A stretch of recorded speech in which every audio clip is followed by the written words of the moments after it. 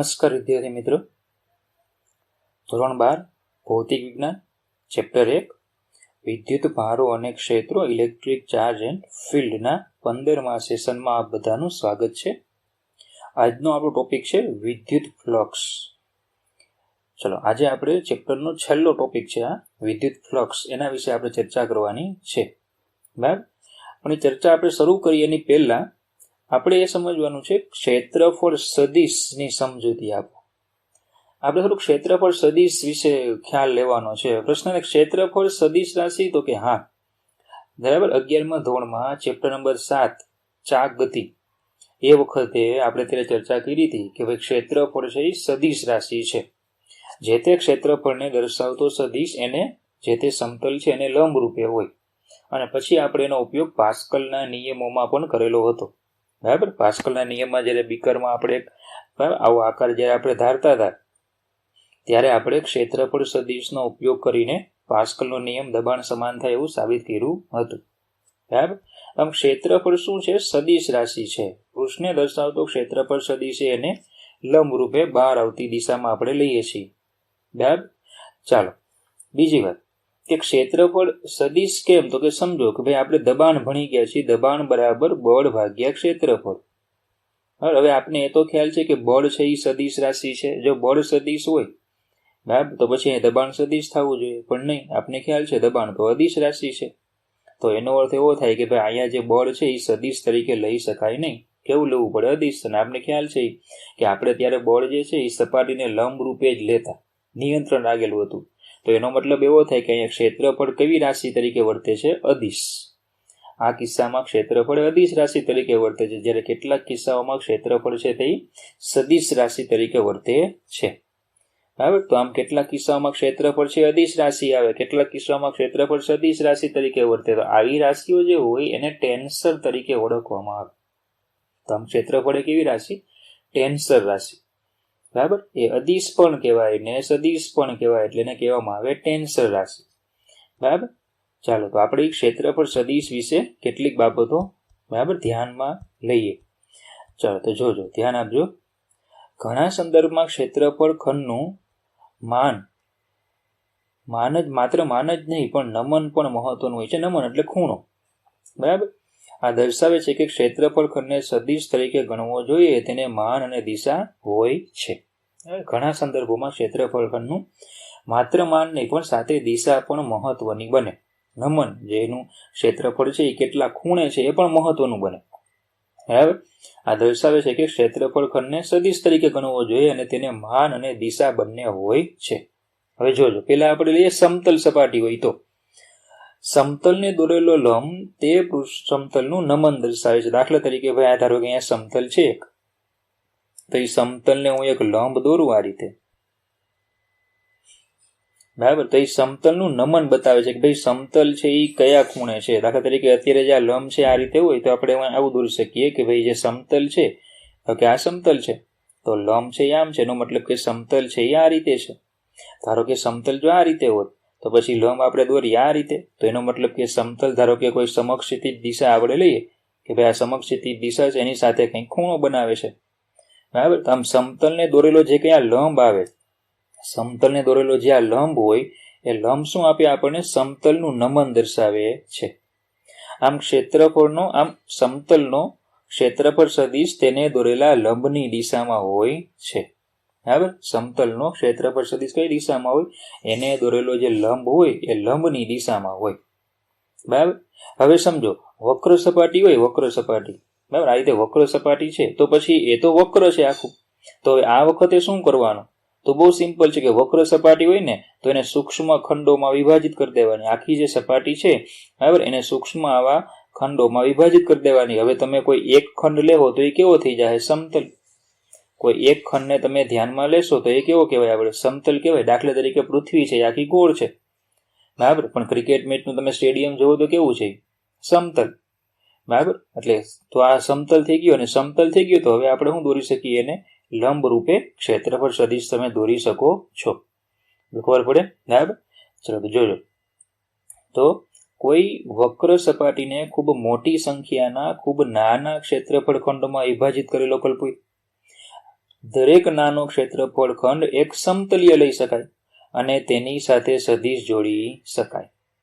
ખબર પડે તો આ ક્ષેત્રફળ સદિશ તમને ખ્યાલ આવે. બરાબર, સમતલ હોય તો પછી સીધો તમે એને લંબ રૂપે ક્ષેત્રફળ સદિશ દોરી શકો, પણ જો વક્ર હોય તો તમારે શું કરવું પડશે? એના ટુકડા કરવા પડશે, એને સૂક્ષ્મ ક્ષેત્રફળ ખંડોમાં વિભાજિત કરી દો.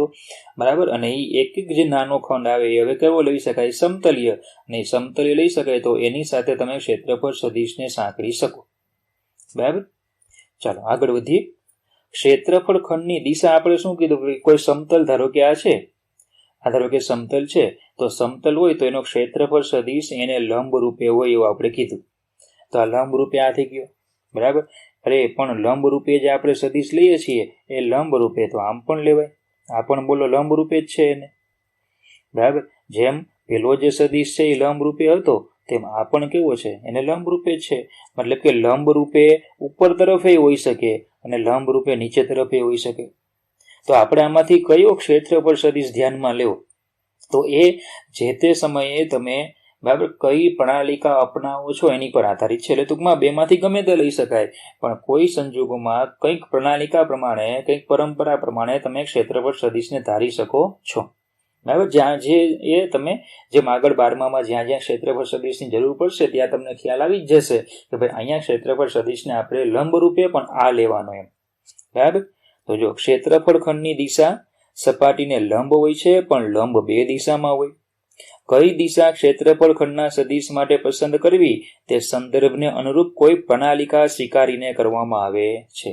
કયો સંદર્ભ છે, તમે સંદર્ભ કયો લ્યો છો એને અનુરૂપ શું આવશે? એક પરંપરા આવશે, એક પ્રણાલિકા આવશે.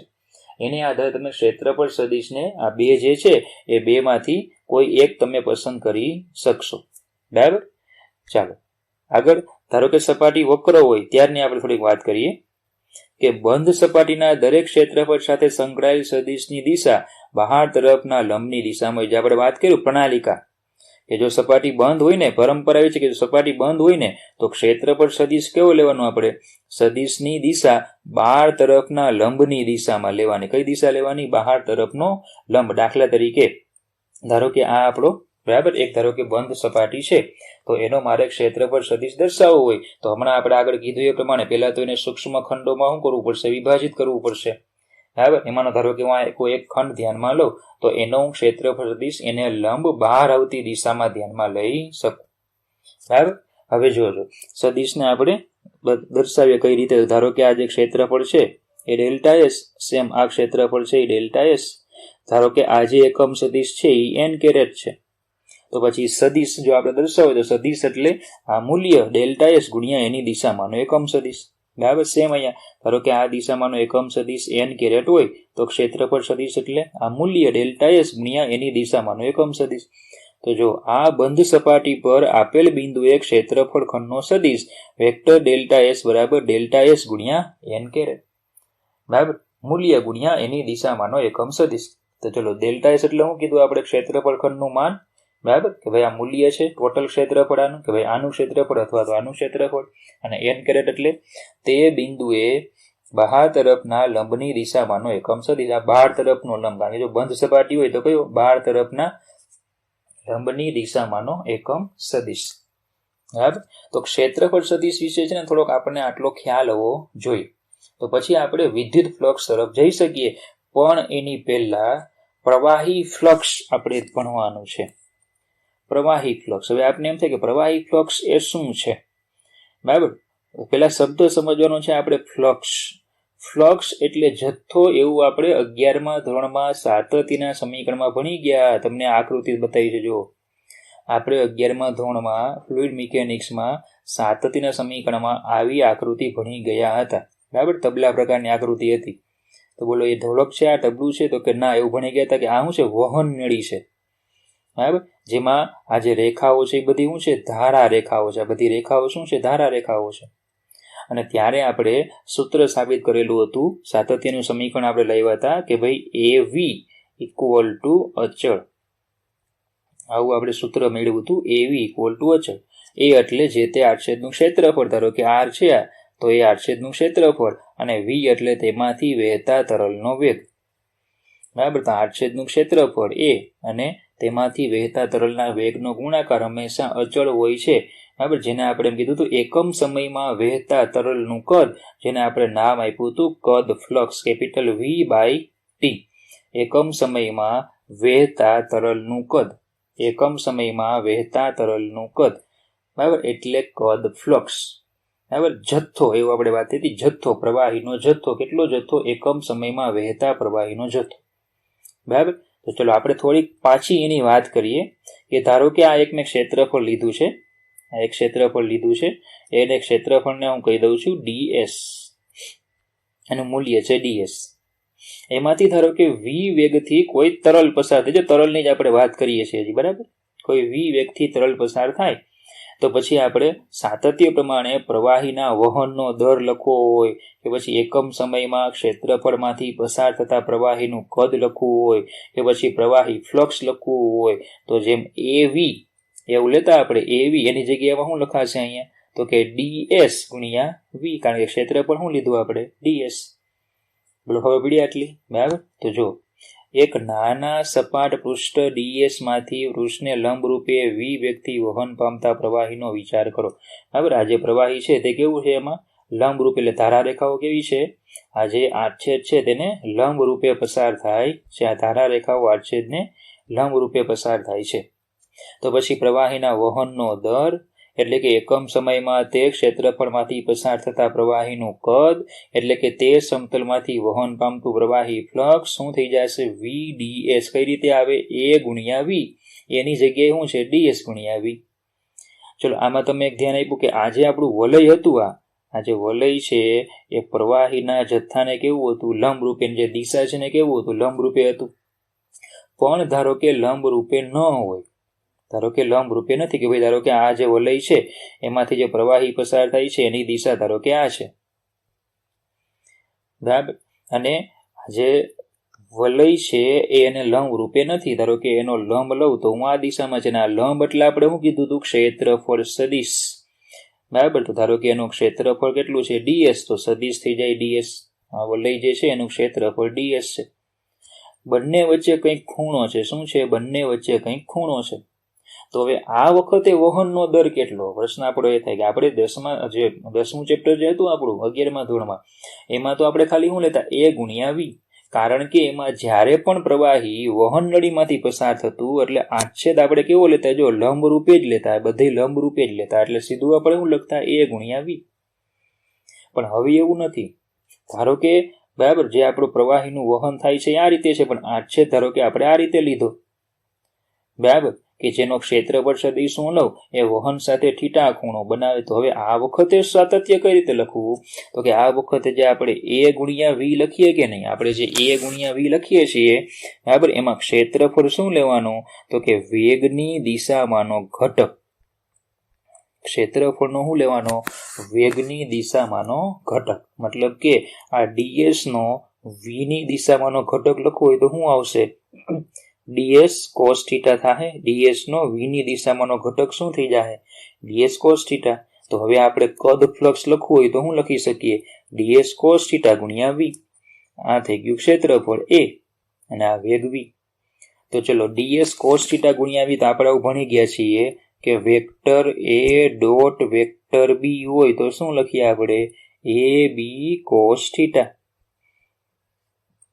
તો અહીંયા ds v cos θ એટલે શું લખાય? Vector v dot ds. ચલો, આમ પણ લખી શકાશે. વેક્ટર ds એટલે શું કીધું આપણે હમણાં? ds ગુણ્યા n કેરેટ, બરાબર. આની દિશામાંનો એકમ સદિશ લઈ લઈએ n કેરેટ, તો પછી vector v dot ds n caret. બોલો, ખબર પડે? બરાબર. તો જો પૃષ્ઠને દોરેલો લંબ પ્રવાહીના વહનની દિશાને સમાંતર ન હોય પણ તેની સાથે ખૂણો θ બનાવતો હોય તો v ને સમાંતર પ્રક્ષેપિત ક્ષેત્રફળ ds cos θ થાય. v ને સમાંતર જે પ્રક્ષેપિત એટલે કે આનો પ્રક્ષેપ પડછાયો ઘટક ds cos θ થાય તો પછી કદ ફ્લક્સ એટલે ds cos θ ગુણ્યા v, v ડોટ ds બરાબર vector v dot ds n caret, બરાબર. તો આ રીતે આપણે પ્રવાહી ફ્લક્સને વ્યાખ્યાયિત કરી શકીએ, બરાબર. બીજી એક વાત સમજો કે ધારો કે આ રીતે પ્રવાહીનો એક જથ્થો છે એ વહે છે, બરાબર. ધારો કે મેં અહીંયા તમને એક બરાબર બતાવેલું છે ધોધ કે ભાઈ પ્રવાહી જે છે એનો જથ્થો આ રીતે વહન પામે છે.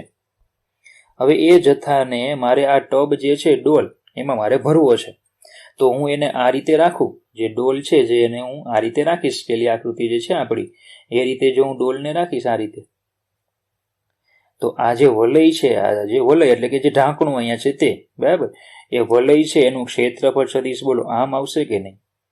અને જે ગતિ જે થાય છે એ આમ થઈ છે, મતલબ કે આ ખૂણો કેવો થઈ ગયો 90નો, તો આમાં કોઈ પ્રવાહી ભરાશે નહીં, આમાંથી કોઈ પ્રવાહી પસાર થતું નથી, કંઈ ભરાવાનું નથી, એટલે જથ્થો એકત્રિત થશે નહીં.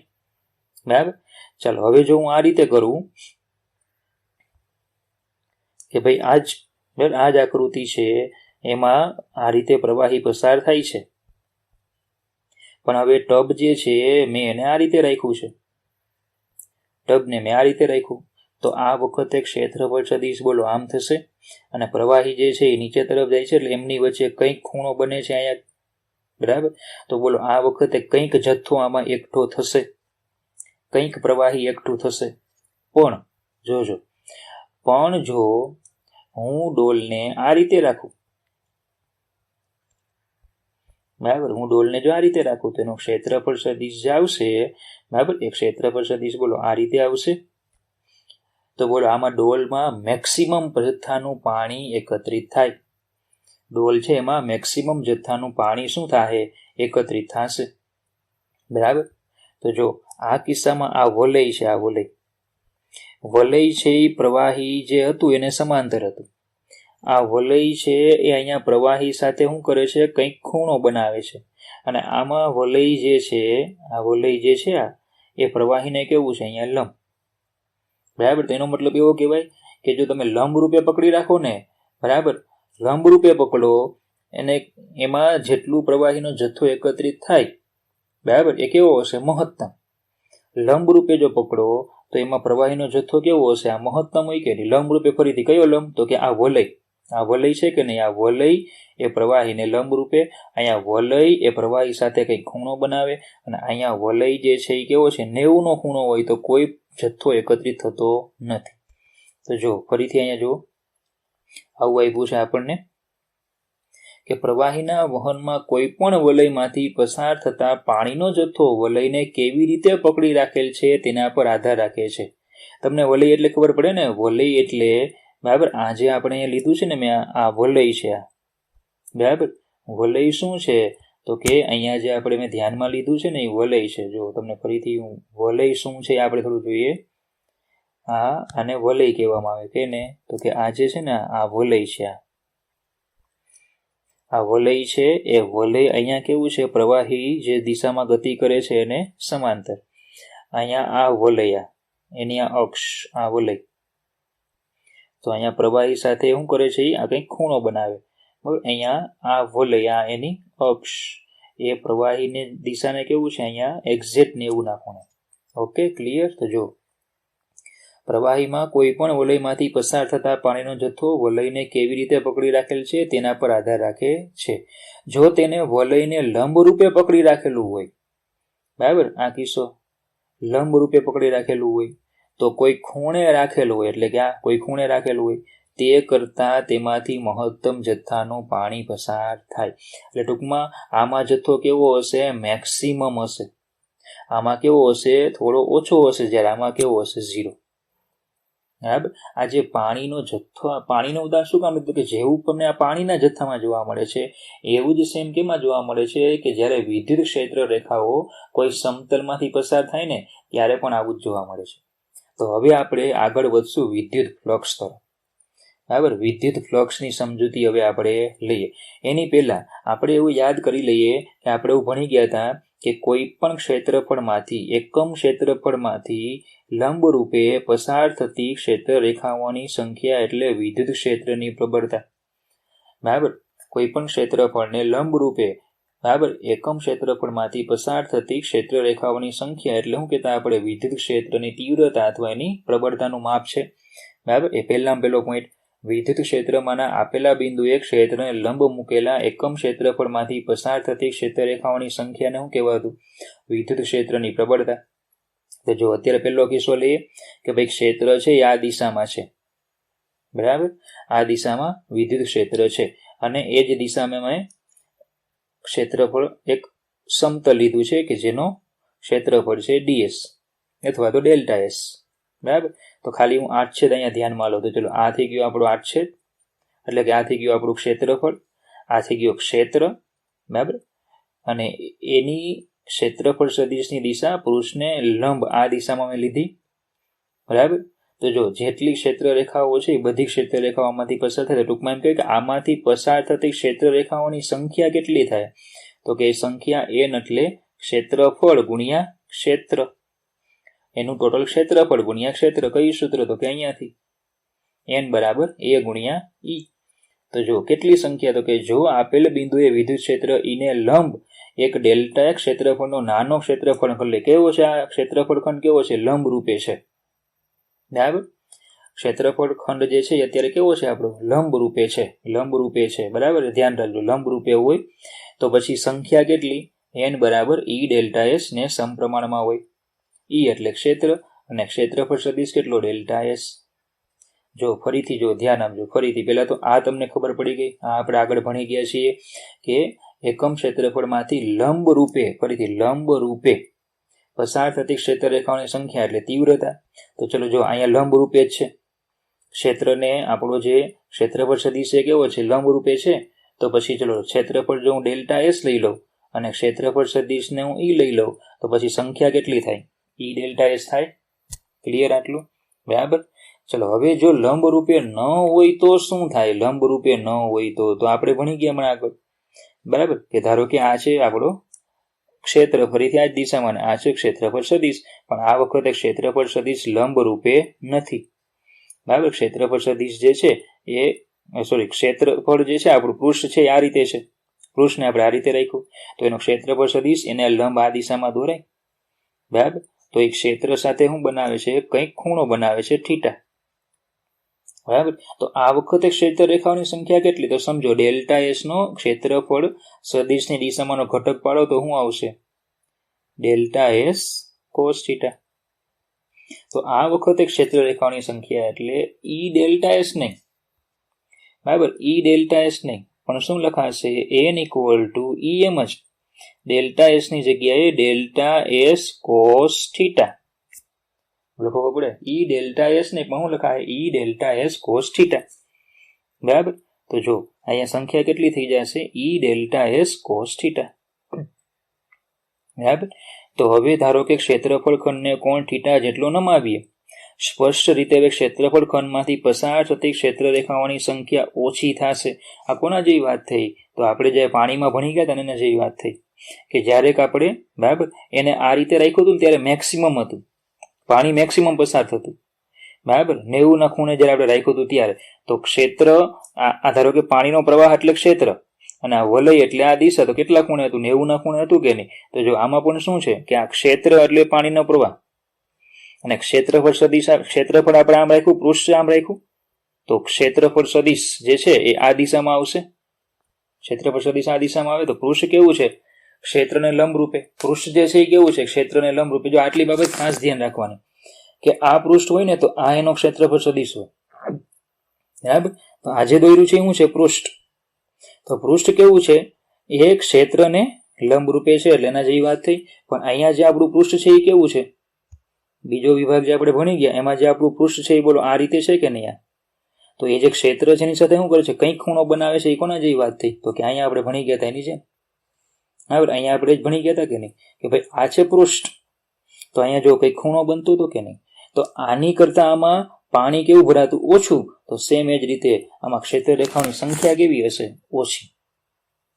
ક્ષેત્રફળ ખંડનો ઈને સમાંતર પ્રક્ષેપ ડેલ્ટા એસ કોસ થીટા થાય. આપણે કીધું હમણાં અહીંયા પ્રમાણે ક્ષેત્રફળનો, બરાબર, ક્ષેત્રફળ જે ઈ છે એની દિશામાં ડેલ્ટા એસ નો ઘટક કેટલો થાય? Delta S cos theta. ચલો ડેલ્ટા એસ માંથી પસાર થતી ક્ષેત્ર રેખાઓની સંખ્યા કેટલી થાય? ઈ ડેલ્ટા એસ કોસ થીટા. તો ચલો સંખ્યા એટલે જ વિદ્યુત ફ્લક્સ.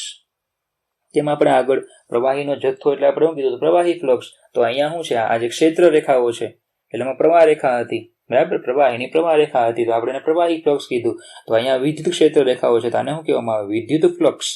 તો પછી આપણે એવું કહી શકીએ કે ક્ષેત્રફળ ખંડ ડેલ્ટા એસ માંથી પસાર થતું વિદ્યુત ફ્લક્સ કેટલું? તો ડેલ્ટા ફાઈ બરાબર ઈ ડેલ્ટા એસ કોસ થીટા, ઈ ડોટ ડેલ્ટા એસ, જ્યાં થીટા એ ઈ અને ડેલ્ટા એસ વચ્ચેનો ખૂણો. જે ક્ષેત્રફળ ખંડમાંથી પસાર થતી ક્ષેત્રરેખાઓની સંખ્યાને સમપ્રમાણમાં હોય. બરાબર, તો એ ખ્યાલ છે કે ભાઈ આ છે એ શું છે? સંખ્યા છે, અને આ આપણું ફ્લક્સ, તો એ બંને કેવા હોય? સમપ્રમાણમાં હોય. મતલબ કે જેમ સંખ્યા વધશે, પૃષ્ઠમાંથી પસાર થતી ક્ષેત્રરેખાઓની સંખ્યા જેમ વધે તેમ ફ્લક્સમાં પણ શું થતો જોવા મળે? વધારો. સીધી વાત છે કે પાણી જે છે એમ જેમ વધારે, બરાબર, પાણી જે છે એમ વધારે ને વધારે પસાર થાય ડોલમાંથી તો જથ્થો વધારે ભેગો થાય. જે ક્ષેત્રફળ ખંડમાંથી પસાર થતી ક્ષેત્રરેખાઓની સંખ્યાને સમપ્રમાણમાં છે. બંધ સપાટી માટે પ્રણાલિકા મુજબ, ચલો બંધ સપાટીમાં આપણે શું ભણી ગયા હતા? ક્ષેત્રફળ સદિશ કઈ દિશામાં લેવાનું? પૃષ્ઠને લંબ બહાર આવતી દિશામાં લેવાનું. બંધ સપાટી હોય તો ક્ષેત્રફળ સદિશ પૃષ્ઠને લંબ બહાર આવતી દિશામાં લેવું. આપણે કીધું બંધ સપાટી હોય તો ક્ષેત્રફળ સદિશ પૃષ્ઠને લંબ કેવો? બહાર તરફની દિશામાં લેવામાં આવે. તો એકમ સદિશ પણ કયો હોય? પૃષ્ઠને લંબ બહાર તરફની દિશામાંનો એકમ સદિશ હોય. બરાબર, તો જો બંધ સપાટી માટે પ્રણાલિકા મુજબ થીટા એ શું છે? ઈ અને ક્ષેત્રફળ ખંડને બહારની તરફ દોરેલા લંબ વચ્ચેનો ખૂણો. બરાબર, બંધ સપાટી માટે થીટા એ શું છે? ક્ષેત્રફળ સદિશ અને બહારની તરફ જે ક્ષેત્ર અને બહારની તરફ જે ક્ષેત્રફળ સદિશ આપણે દોરીએ, બરાબર, એમની વચ્ચેનો ખૂણો છે. ખબર પડે? બરાબર, ચાલો એની પછી છે તો ફાઇનલી સૂત્ર મળી ગયું ડેલ્ટા ફાઈ બરાબર વેક્ટર ઈ ડોટ ડેલ્ટા એસ. હવે જો થીટા બરાબર 90 હોય, થીટા 90 એટલે ધારો કે આ ક્ષેત્ર છે અને આ છે ક્ષેત્રફળ સદિશ, બરાબર, આ છે આપણો વેક્ટર ઈ અને આ છે ડેલ્ટા એસ. બરાબર, તો ખૂણો કેટલો બન્યો? અહીંયા 90 નો ખૂણો બન્યો, 90 બન્યો. તો ચલો 90 હોય તો અહીંયા કોસ થીટા છે, કોસ થીટામાં કોસ 90 મૂકો એટલે શું થઈ જાય? 0. 0 એટલે કોઈ ક્ષેત્ર રેખાઓ પસાર થાય નહીં એવું કહેવાય. થીટા બરાબર 90 ત્યારે ક્ષેત્ર રેખાઓ ડેલ્ટા એસ ને લંબ હશે ને તેમાંથી બિલકુલ પસાર નહીં થાય. બરાબર, તો થીટા 90 હશે ત્યારે કોઈ ક્ષેત્ર રેખાઓ એમાંથી પસાર થશે નહીં. ખબર પડે? બરાબર, ચાલો તો હવે જો ઈ ડોટ ડેલ્ટા એસ જે છે ને તમે એને બે રીતે લખી શકો. બરાબર, કે ભાઈ ડેલ્ટા ફાઈ બરાબર ઈ ડોટ ડેલ્ટા એસ છે તો ઈ ડેલ્ટા એસ કોસ થીટા એને બે રીતે જોઈ શકાય. પેલું ડેલ્ટા ફાઈ બરાબર ઈ ડેલ્ટા એસ કોસ થીટા લખાય. હું ધારો કે બરાબર ઈ ડેલ્ટા એસ કોસ થીટા છે ને સાથે રાખ્યું તો પછી ડેલ્ટા એસ કોસ થીટા એટલે શું છે? તો કે આ ડેલ્ટા એસ છે, બરાબર, અને આ છે ઈ. તો ડેલ્ટા એસ કોસ થીટા એટલે શું થઈ ગયું? આ ઘટક થઈ ગયું. આ ડેલ્ટા એસ કોસ થીટા ક્ષેત્રની દિશામાં ક્ષેત્રફળ સદિશનો ઘટક અથવા પ્રક્ષેપ.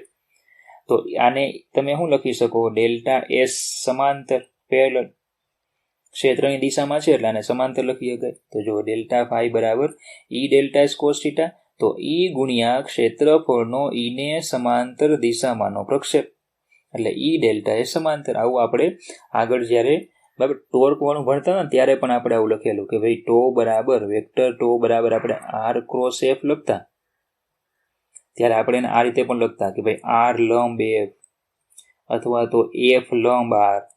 તો એની જેમ આમાં ઈ ડેલ્ટા એસ સમાંતર, એમ આમાં સમાંતર ઘટક આવે, પેલામાં લંબ આવતો, આમાં સમાંતર આવે છે. બરાબર, ચાલો તો આગળ વધીએ. હવે આ ડેલ્ટા એસ કોસ થીટાને સાથે રાખ્યું હતું, હવે આપણે શું કરીએ? ઈ અને કોસ થીટાને સાથે રાખું તો ડેલ્ટા એસ ગુણ્યા ઈ કોસ થીટા લખાય. જો ડેલ્ટા એસ ગુણ્યા ઈ કોસ થીટા લખાય.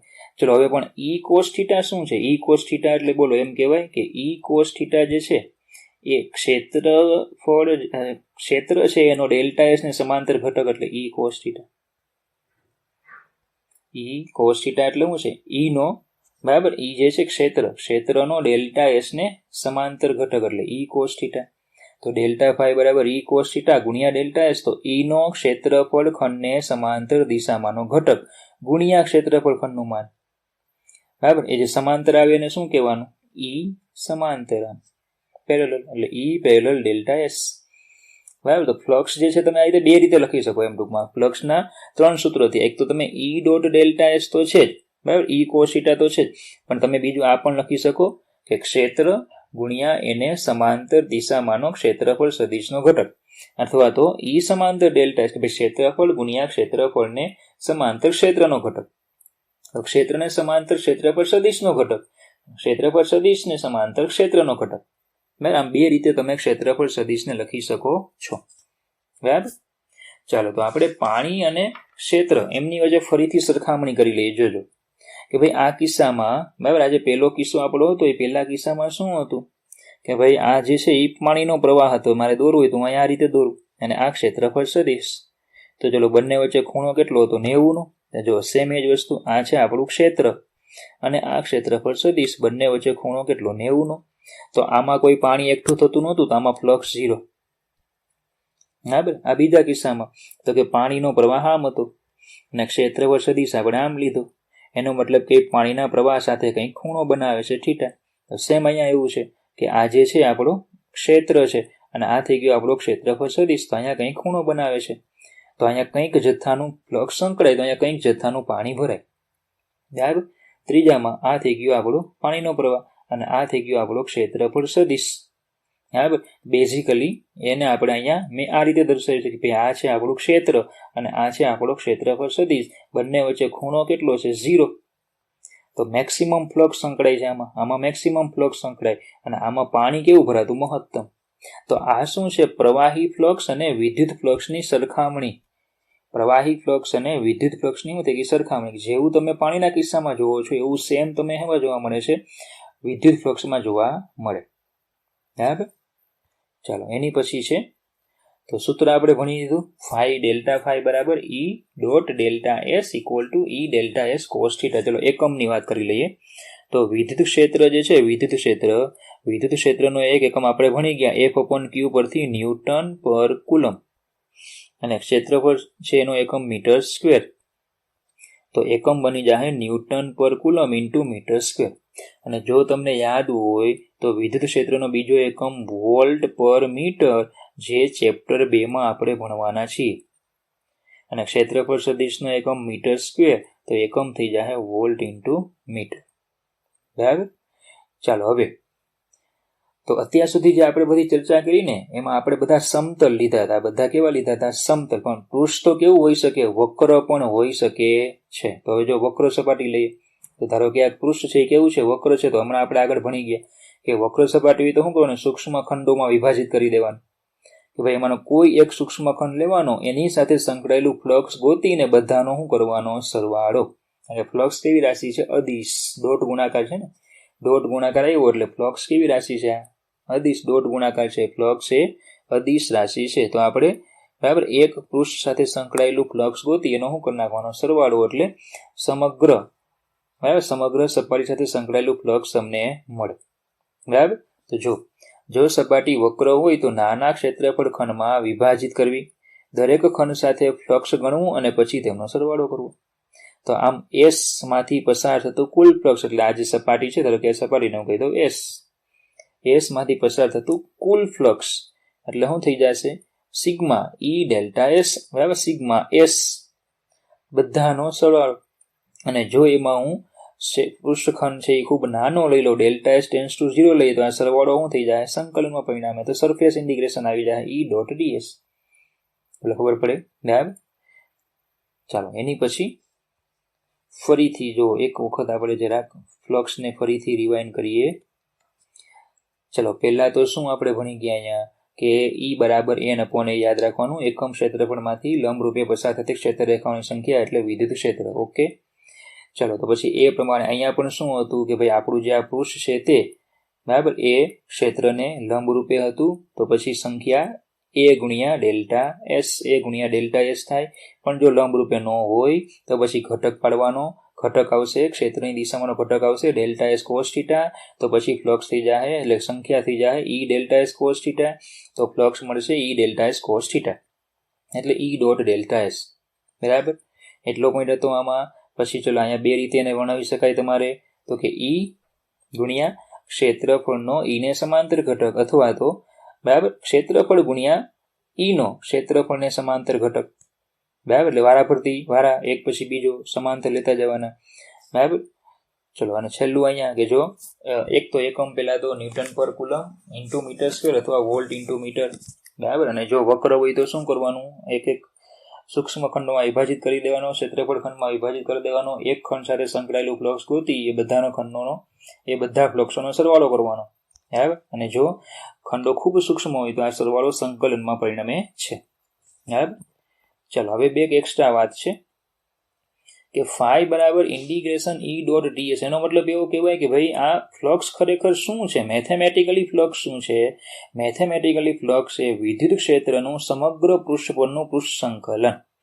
મેથેમેટિકલી ફ્લક્સ એટલે શું, તો કે કોઈ પૃષ્ઠ સાથે સંકળાયેલ વિદ્યુત ફ્લક્સ એટલે વિદ્યુત ક્ષેત્રનું સમગ્ર પૃષ્ઠ સાથે સંકળાયેલું પૃષ્ઠ સંકલન. તો કોઈ પણ પૃષ્ઠ સાથે સંકળાયેલ વિદ્યુત ફ્લક્સ એટલે વિદ્યુત ક્ષેત્રનું તે પૃષ્ઠ પરનું પૃષ્ઠ સંકલન. તો ડેલ્ટા ફાઈ બરાબર ઈ ડોટ ડેલ્ટા એસ બરાબર ઈ ડેલ્ટા એસ કોસ થીટા. પૃષ્ઠ સમતલ અને ક્ષેત્ર સમાન હોય તો જો હવે બે પ્રકારના સૂત્રો છે. આપણે તમે ફાઈ લખો અથવા ડેલ્ટા ફાઈ લખો, બરાબર. ઈ ડોટ ડેલ્ટા એસ છે એ સૂત્ર ક્યારે એપ્લાય કરવાનું, તો કે એક તો પૃષ્ઠ જે છે ને એ સમતલ હોય અને ક્ષેત્ર સમાન હોય.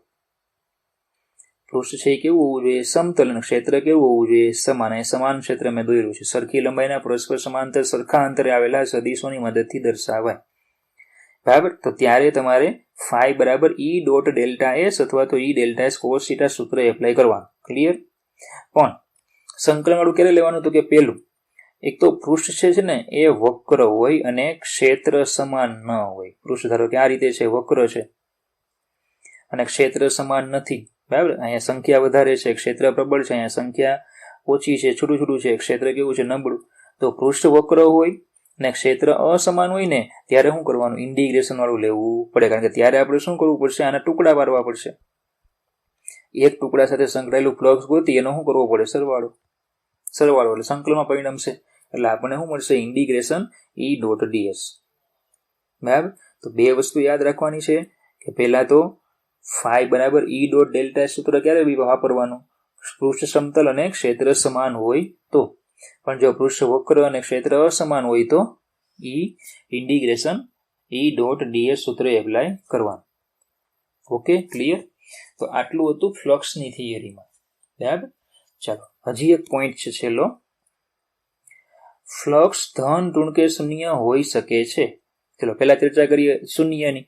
તો એ આપણે આમાં ભણી ગયા કે ભાઈ આ ધારો કે આપણું ક્ષેત્ર છે, આ ક્ષેત્ર પર સદિશ છે, બંને વચ્ચે ખૂણો 90 નો. ખૂણો 90 નો હોય તો કોસ થીટા 0, કોસ થીટા એટલે કોસ 90 બરાબર 0. તો વિદ્યુત ફ્લક્સ ફાઈ કેવું થઈ જાય, શૂન્ય, બરાબર. વિદ્યુત ફ્લક્સ ફાઈ શૂન્ય થઈ જાય, બરાબર.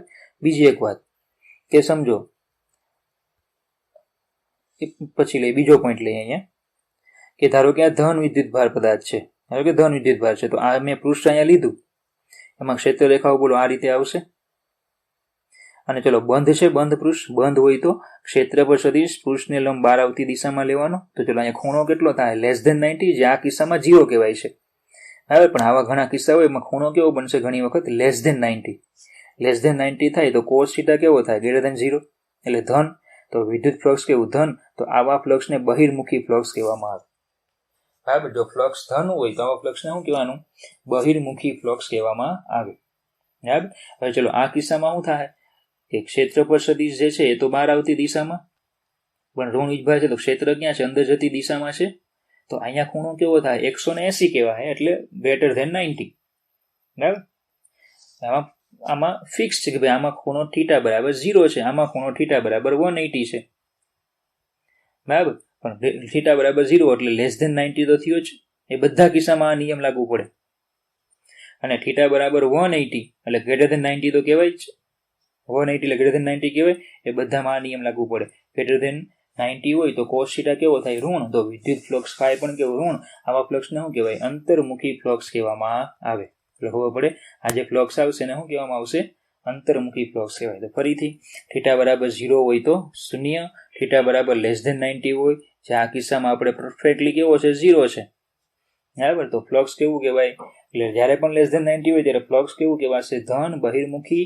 અને થીટા બરાબર 180 હોય, બરાબર. આ કિસ્સામાં પરફેક્ટ 180 છે. બાકી શું છે, <90 હોય તો ફ્લક્સ કેવું કહેવાય, ઋણ, બરાબર. તમે ચલો એ બાબતને આ રીતે પણ સમજી શકો છો કે ધારો કે મેં આ એક પૃષ્ઠ લીધું, એમાં ક્ષેત્રફળ સદિશ તો આ રીતે હોય, ઓકે, અને ક્ષેત્ર ધારો કે આ દિશામાં છે, તો આ થીટા કેવો થાય? <90. ધારો કે આ જે પૃષ્ઠ છે એનો ક્ષેત્રફળ સદિશ આ રીતે છે, પણ ક્ષેત્ર ધારો કે આ દિશામાં છે, તો આ વખતે થીટા કેવો થાય? જો થીટા કેવો થાય? <90 થાય. તો પછી આનું ફ્લક્સ કેવું કહેવાય? બહિર્મુખી એ ધન લેવાય, આનું ફ્લક્સ કેવું થયું? અંતર્મુખી એ ઋણ. તો એટલું યાદ રાખવાનું, ક્ષેત્ર રેખાઓ છે ને, ક્ષેત્ર રેખાઓ આમ બહાર આવે ને તો ધન, અને અંદર જાય ને તો ઋણ.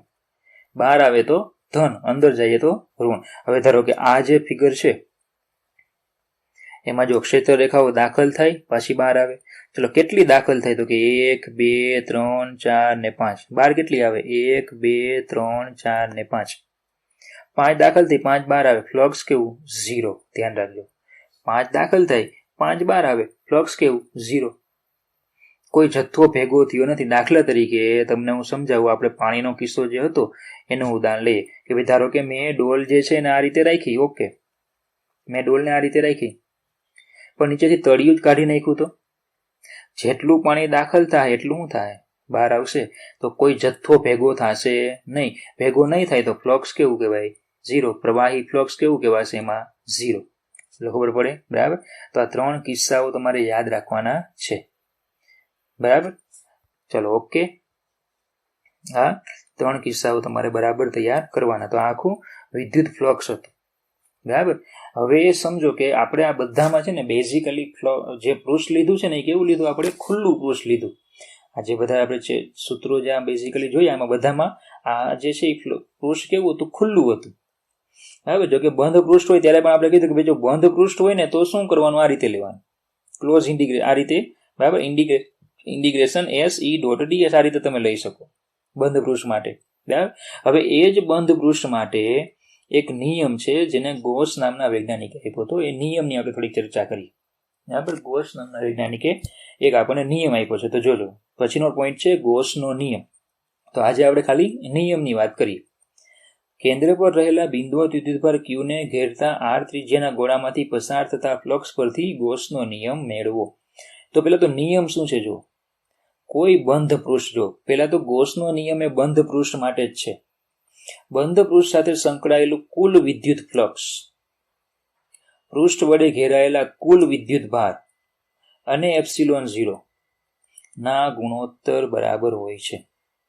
હવે ફરીથી, ફ્લક્સ, વિદ્યુત ફ્લક્સ ફાઈ એ કુલ વિદ્યુત ભાર એટલે સિગ્મા ક્યુ અને ε0 ના ગુણોત્તર બરાબર હોય છે.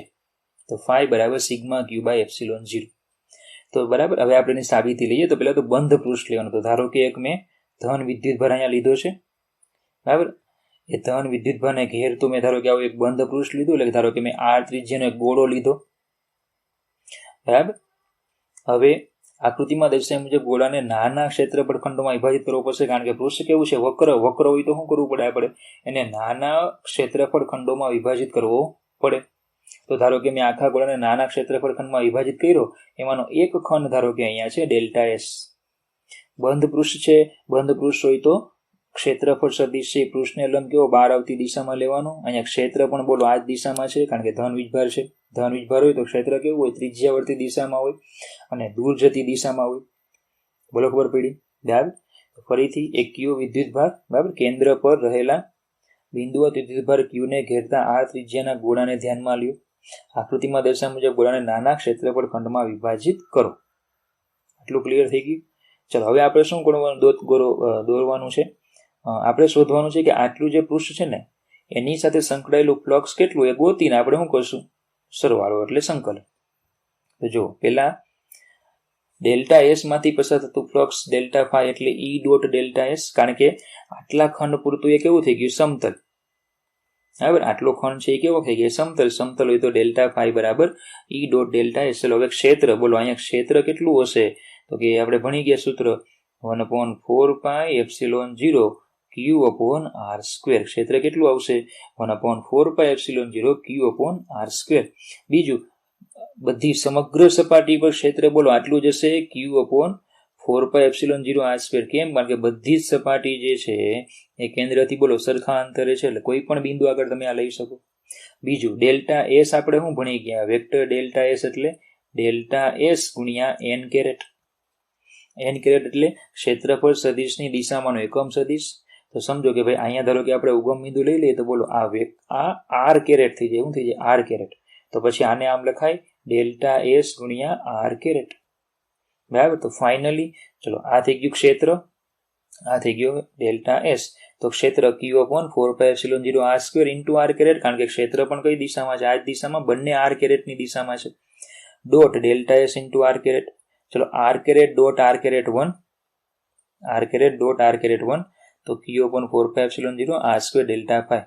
ચલો જ્યાં એકલ વિદ્યુતભાર Q ને લીધે ઉદ્ભવતા વિદ્યુત ક્ષેત્ર માટે કુલમનો નિયમનો ઉપયોગ કર્યો. સૂત્ર મૂક્યું ને આપણે Q/4πε0 આર સ્ક્વેર વાળું. એકમ સદિશ આર કેરેટ કેન્દ્રથી ક્ષેત્રફળ ખંડ તરફના ત્રિજ્યા સદિશની દિશામાં છે. એ તમને કીધું મેં. બરાબર. એકમ સદિશ લીધો એ આપણે આ દિશામાં લીધો. કેન્દ્રથી ત્રિજ્યા સદિશની દિશામાંનો એકમ સદિશ છે. અને ત્રીજું ક્ષેત્રફળ ખંડ ડેલ્ટા એસ અને આર કેરેટની દિશા એક જ છે. એ પણ આપણે કીધું બંધ પૃષ્ઠ હોય તો ક્ષેત્રફળ સદિશ બહાર આવતી દિશામાં હોય તો આર કેરેટ પણ એ જ દિશામાં છે. ચલો આ એક ફ્લક્સ મળી ગયું. તો હવે કુલ ફ્લક્સ જોતું હોય તો બધાનો સરવાળો.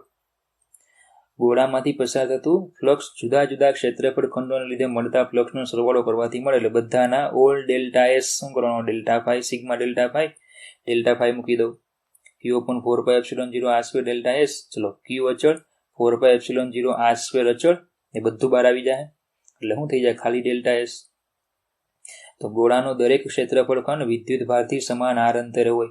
એટલા માટે ક્ષેત્ર કેવું થાય? અચળ. બરાબર. એટલા માટે ક્ષેત્ર એ કેવું રહીએ? અચળ થાય. બરાબર. તો ચલો ફાઈ શું થઈ જાય? Q/4πε0 R square into S. કારણ કે સિગ્મા ડેલ્ટા એસ એટલે શું લીધું મેં? એસ. અને એસ એટલે આખા ગોળાનું ક્ષેત્રફળ એટલે 4π આર સ્ક્વેર. તો 4π આર સ્ક્વેર અહીંયા મૂકી દેવાનું. 4π આર સ્ક્વેર તમે ત્યાં મૂકશો એટલે શું થઈ જાય? Q/ε0. જે આપણો ગોસનો નિયમ આવી ગયો. શીત વિદ્યુત શાસ્ત્રના વ્યાપક પરિણામને ગોસનો નિયમ કહે છે. તો પછી ક્લોઝ ઇન્ટિગ્રેશન ઈ ડોટ ડીએસ. જો તમે ફ્લક્સ લખો તો હું આમ કયું લીધું? આપણે ક્લોઝ ઇન્ટિગ્રેશન લીધું ને. તો ક્લોઝ ઇન્ટિગ્રેશન ઈ ડોટ ડીએસ બરાબર સિગ્મા Q/ε0. તો તમારે આ સૂત્ર પણ યાદ રાખવાનું છે. ક્લોઝ ઇન્ટિગ્રેશન બરાબર ઈ ડોટ ડીએસ કરવાથી પણ ફ્લક્સ મળે અને સિગ્મા Q/ε0 કરવાથી પણ શું મળે તમને? ફ્લક્સ મળે છે. ફરીથી ક્લોઝ ઇન્ટિગ્રેશન ઈ ડોટ ડીએસ કરવાથી પણ ફ્લક્સ મળે અને સિગ્મા Q/ε0 કરવાથી પણ શું મળે? ફ્લક્સ મળી જાય. Okay, clear? ચલો હવે આ તમે ડાયરેક્ટલી પણ કરી શકતા હતા કે ભાઈ ફાઈ બરાબર આપણે ભણી ગયા પ્રમાણે ક્લોઝ ઇન્ટિગ્રેશન લઈએ તો ઈ ડોટ ડીએસ, કારણ કે બંધ પૃષ્ઠ છે. ચલો ક્ષેત્ર તો સમાન જ હોય, બંને એક જ દિશામાં છે એટલે ડોટ ગુણાકાર કાઢી નાખવું તો ચાલે. એટલે શું થઈ જાય? સીધું ઈ ડીએસ થઈ જાય. તો ફાઈ બરાબર ઈ એટલે Q/4πε0 આર સ્ક્વેર અને ઇન્ટિગ્રેશન ડીએસ એટલે શું થઈ જાય? એસ. એસ એટલે 4π આર સ્ક્વેર. એટલે આપણે આ સ્ટેપ ઉપર આવી જાય. તો આ જે મેથડ છે ને, આવી મેથડ આપણે દાખલામાં કરશું. હમણાં થિયરીમાં તમારે આ મેથડ જે આપી ને તમને થિયરીમાં, એ પ્રમાણે તમારે ફોલો કરવી પડે. બરાબર. એટલે આને હમણાં ફોલો કરવાનું નથી, બાકી જવાબ તમારો 2 થી 3 સ્ટેપમાં જ ખાલી આવી જાય. Okay, clear? તો ચલો આ હતો ગોસનો નિયમ. બરાબર. કે શું છે ગોસનો નિયમ? ફરીથી જોઈજો, વાંચી જવો ઉપર.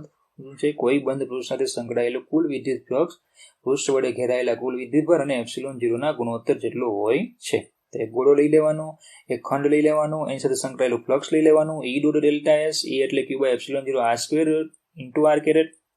ડોટ ડેલ્ટા એસ એટલે delta S into R caret. R caret dot R caret 1 થઈ જશે. એટલે થઈ ગયું. બરાબર. આનો બધાનો શું કરી નાખવાનો? સરવાળો કરી નાખવાનો. એ સરવાળો કરી નાખશો એટલે તમને શું મળી જશે? કુલ ફ્લક્સ મળી જાય. બરાબર. સરવાળો કરી નાખવાનો. આ પ્રમાણે સ્ટેપ ફોલો કરો એટલે તમને મળી જશે કુલ ફ્લક્સ. બરાબર. ચાલો તો આજના સેશનમાં આપણે આટલું જ રાખીશું. બરાબર. બાકી હજી થિયરીઓ છે એ નેક્સ્ટ સેશનમાં લઈશું. વિદ્યુત ફ્લક્સનો ટોપિક એ શીત વિદ્યુત શાસ્ત્રનો સૌથી મહત્વનો ટોપિક હોય છે એવું લાગે તો હજી એક વખત વિડીયો તમે બરાબર જુઓ, સમજો. મટીરિયલ જે તમને આપ્યું છે એમાંથી રાઇટિંગમાં લખીને બરાબર તૈયાર કરો. બરાબર. મોઢે આખી થિયરી લખીને તૈયાર કરશો એટલે તમને આ વિદ્યુત ફ્લક્સના ટોપિકમાં પ્રોબ્લેમ આવશે નહીં. Okay, clear? અને જો ખબર ન પડે તો મને કોલ કરીને પૂછી લેવું. Okay, thank you.